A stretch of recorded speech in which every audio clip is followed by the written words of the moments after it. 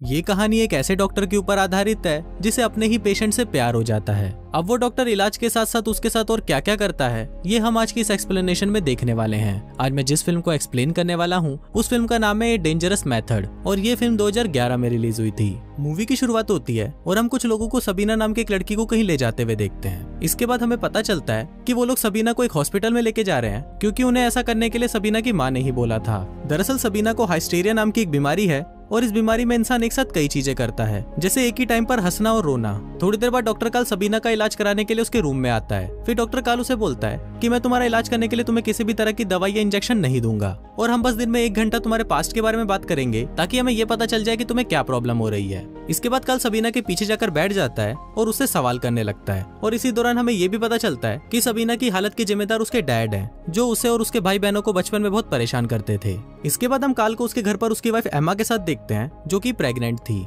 फिर एक दिन काल जब एम्मा की कंडीशन चेक कर रहा होता है तो वो अपने साथ सबीना को भी रखता है और इसी दौरान उसे ये पता चलता है कि अगर सबीना की बीमारी ठीक हो गई तो वो एक दिन बहुत अच्छी फिजिशियन बन सकती है। इसके बाद काल एक बार फिर सबीना को उसके पास्ट के बारे में बताने के लिए बोलता है और उसे पूछता है कि तुम्हारे डैड ने पहली बार तुम्हें कब मारा था। इस पर सबीना उसे बताती है कि जब वो 4 साल की थी तब गलती से उसके हाथ से एक प्लेट नीचे गिरकर टूट गई थी, जिसके बाद उसके डैड उसे कमरे में लेकर गए और उसे पीछे से मारने लगे। अब इससे सबीना को बहुत दर्द तो हो रहा था पर इसके साथ ही उसे इससे मजा भी आ रहा था। सबीना को ये तो पता था कि ये बहुत बुरी चीज है, पर सबीना को उसके डैड का उसे पीछे से मारना काफी अच्छा लगता था। जिसके बाद जब भी उसके डैड उसे कमरे में जाने के लिए बोलते थे तो वो चुपचाप बिना कोई सवाल करे अंदर चली जाती थी। अब सबीना की ये बातें सुनकर काल भी समझ जाता है कि इसी इंसिडेंट की वजह से सबीना इस बीमारी का शिकार हुई है। अब सीन यही शिफ्ट होता है और हम 2 साल बाद का सीन देखते हैं जहां काल अपनी वाइफ एना के साथ डॉक्टर फ्रूट से मिलने उनके घर पर आया है। इसके बाद जब काल डॉक्टर फ्रूट से बात कर रहा था तब हमें पता चलता है कि सबीना की हालत अब पहले से अच्छी हो गई है और वो काल के कहने पर मेडिकल स्कूल में डॉक्टरी की पढ़ाई भी कर रही है, क्योंकि काल का ये मानना था कि सबीना एक बहुत अच्छी डॉक्टर बन सकती है। आगे हमें ये भी पता चलता है कि जिस मेथड से काल ने सबीना का इलाज किया था उस मेथड का इन्वेंशन डॉक्टर फ्रूट ने ही किया था।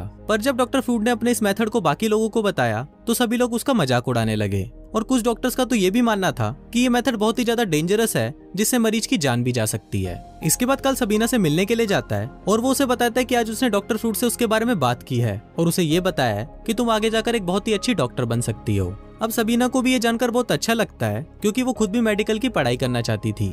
अब ऐसे ही कुछ दिन बीत जाते हैं और एक दिन डॉक्टर फ्रूट ऑटो नाम के एक आदमी को उसका इलाज करवाने के लिए काल के पास भेजते हैं। दरअसल ऑटो पहले एक साइको एनालिसिस का डॉक्टर था पर वो धीरे धीरे लड़कियों का एडिक्ट हो गया था और अब उसके इसी एडिक्शन को छुड़वाने के लिए उसके फादर ने उसे डॉक्टर फ्रूट के पास भेजा था। जिसके बाद डॉक्टर फ्रूट ने उसे काल के पास भेज दिया क्योंकि काल ने कुछ साल पहले ही सबीना को उनके मेथड से ठीक किया था। इसके बाद जब काल ऑटो से बात करता है तब उसे पता चलता है कि ऑटो का अपने कई सारे पेशेंट्स के साथ अफेयर चल रहा है। दरअसल ऑटो ये मानता है कि ऐसा करके वो सिर्फ अपने पेशेंट्स को ठीक ही नहीं कर रहा बल्कि वो उन्हें जिंदगी में आगे बढ़ने के लिए उनका साथ भी दे रहा है। इसके बाद जब काल सबीना से मिलता है तो उससे बातों के दौरान सबीना उसे किस कर लेती है। अब काल को भी सबीना बहुत पसंद थी इसलिए वो उसे कुछ नहीं कहता। फिर जब ये बात ऑटो को पता चलती है तो वो काल को बोलता है कि उसे सबीना को सब कुछ करने के लिए फ्रीडम देनी होगी और इसके अलावा उसे सबीना के साथ घपाघप भी करना होगा। अब ऑटो की ये बातें सुनकर काल समझ गया था कि उसे क्या करना है, पर इसके साथ ही वो ये भी सोच रहा था कि ऑटो यहाँ पर अपना इलाज करवाने आया था पर वो खुद ही काल को नई नई चीजें सिखा रहा है। इसके बाद एक दिन ऑटो चुपके से उस हॉस्पिटल से भाग जाता है पर जाने से पहले उसने काल के लिए एक चिट्ठी छोड़ी थी जिसमें उसने लिखा था कि वो अपने बाप से तंग आकर यहाँ से भाग रहा है, इसलिए इसमें काल की कोई गलती नहीं है। इसके साथ ही वो काल को ये भी बोलता है कि उसे सबीना के साथ घपाघप भी करना चाहिए। अब ये पढ़कर काल अपने आप को रोक नहीं पाता और वो सीधा सबीना के घर चला जाता है जहाँ वो पहली बार उसके साथ घपाघप भी करता है और इसी के बाद से ही उन दोनों में अफेयर शुरू हो जाता है। अब उनके घपाघप का सिलसिला कुछ टाइम तक चलता रहता है और इसी दौरान सबीना काल को कई बार अपने पीछे मारने के लिए भी बोलती है। अब इस सबसे काल ये तो समझ गया था कि सबीना की बीमारी अभी भी पूरी तरह ठीक नहीं हुई है। इसी दौरान काल डॉक्टर फ्रूट से भी मिला करता था और वो उसे सबीना की प्रोग्रेस के बारे में बताया करता था, पर काल ने अभी तक डॉक्टर फ्रूट को ये नहीं बताया था कि उसने सबीना के साथ घपाघप किया है। इसके बाद जब वो दोनों बातें कर रहे होते हैं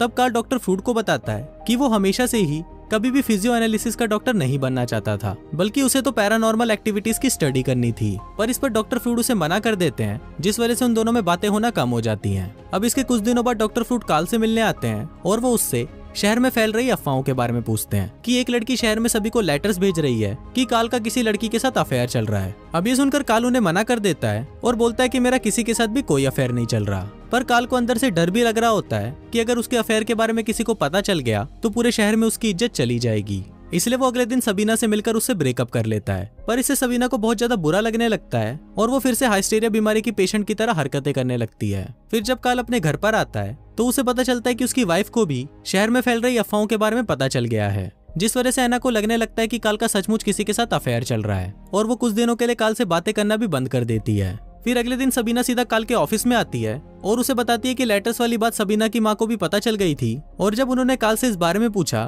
तो काल ने मना कर दिया कि सबीना अब उसकी पेशेंट नहीं है। अब ये सुनकर सबीना को बहुत गुस्सा आता है, क्योंकि एक तो काल ने उसे छोड़ दिया था और अब वो सबसे झूठ भी बोल रहा था। इसलिए सबीना गुस्से में वहाँ से चली जाती है। अब सबीना को अपनी मेडिकल की पढ़ाई के लिए किसी की हेल्प की जरूरत थी, इसलिए वो डॉक्टर फ्रूट को लेटर लिखकर उनसे हेल्प के लिए रिक्वेस्ट करती है, और साथ ही में वो उस लेटर में अपने और काल के रिलेशनशिप के बारे में भी उन्हें बता देती है। अब जब डॉक्टर फ्रूट को ये पता चलता है कि काल और सबीना का अफेयर चल रहा था, तो वो तुरंत काल को लेटर लिखकर उसे पूछते हैं कि क्या तुम्हारा और सबीना का अफेयर चल रहा था। इस पर काल उन्हें जवाब देते हुए लेटर में लिखता है कि सबीना सिर्फ उसकी एक पेशेंट थी और इसके अलावा उन दोनों के बीच में कुछ नहीं था। अब डॉक्टर फ्रूट काल की इस बात पर यकीन कर लेते हैं और फिर वो सबीना को एक लेटर लिखते हैं कि तुमने मुझसे झूठ बोला है, इसलिए अब मैं तुम्हारी कोई हेल्प नहीं कर सकता।